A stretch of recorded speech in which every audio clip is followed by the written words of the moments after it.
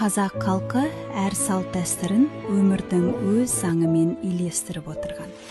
Жаңа туған сәби алғашқы 40 күнде ерекше күтім мен қорғауға мұқтаж.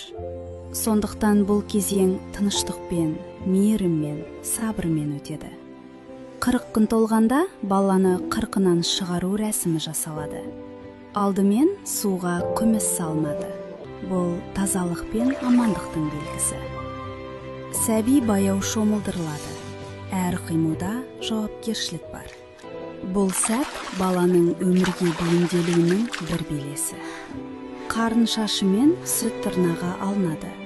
Бұл жаңа кезеңнің басталуы. Ақ тілектер айтылып, жақсы ниет жүрекке тиіледі. Қырқынан шыққан сәби қауіпті кезеңнен өтті деп есептеледі. Осылайша бала өмір жолына сеніммен қадам басады.